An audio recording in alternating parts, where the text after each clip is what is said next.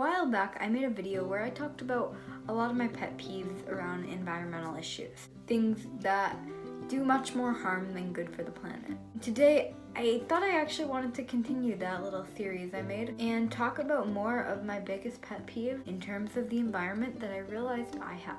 So I hope you all enjoy. I forgot to say hi, my name is Charlotte and this is my YouTube channel. I'm sure you are aware now. And if you can, please avoid doing any of these things. And also, if you enjoy the video, make sure to like it, comment below, subscribe, but do whatever you really want to do. I don't care. Number 1, buying plastic plants just for the eco-aesthetic. Unfortunately, so many people get caught up in the aesthetics of environmentalism and the eco-friendly lifestyle, rather than just seeing it as trying to help the planet. Not too long ago, I had a friend and she had an Amazon gift card actually, and she goes, "What should I buy on Amazon?" And I just stayed quiet. I was like, and she's like, "I'm gonna look for some plants." I'm like, "You can get plants on Amazon?" And she's like, "Yeah, I mean like you know, like fake indoor plant." I'm like,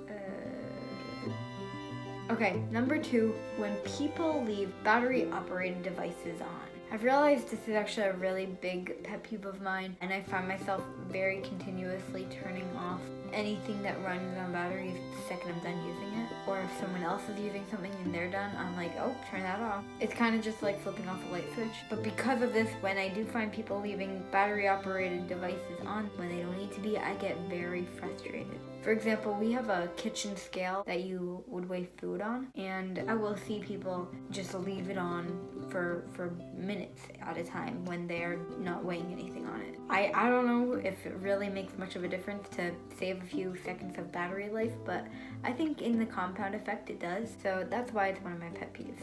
The next one is when people judge vegan food before even trying it. Aside from people eating meat on top of dairy on top of more meat, which, yeah, that's another pet peeve, when people just eat so many animal products in one meal. But is when people don't even give vegan food a chance. My brother, for instance, will actually eat plenty of vegan replacements, but we don't tell him that they're vegan. However, the second we say something like, "Oh yeah, that was an actual chicken," he pretends to gag or insult the food or say that he doesn't like it anymore or whatever. He's just like, it's only okay now. That's just like, I'm like, dude, promote it, like it's helping the planet.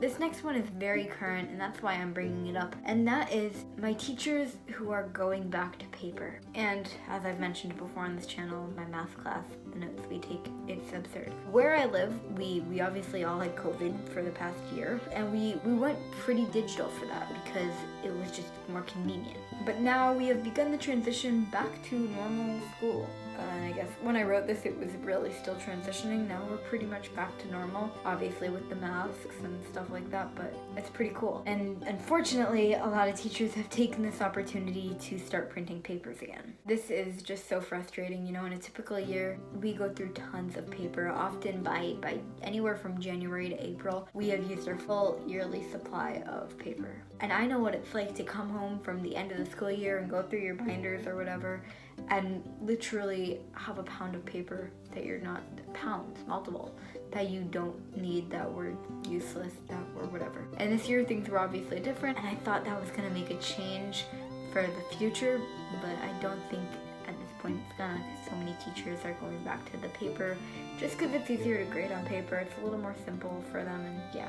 And also my math teacher, she has us do notes that we print. If you print them out, it's like 30 pages worth of notes, and it's very crazy. And just recently she gave us a paper that was very intentionally single-sided and printed, the whole thing, like 5 pages per kid.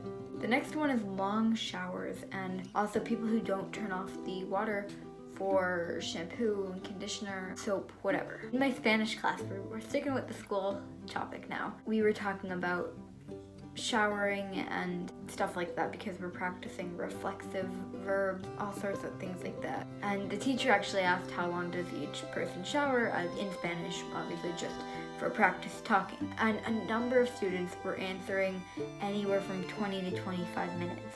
Imagine that, that's crazy.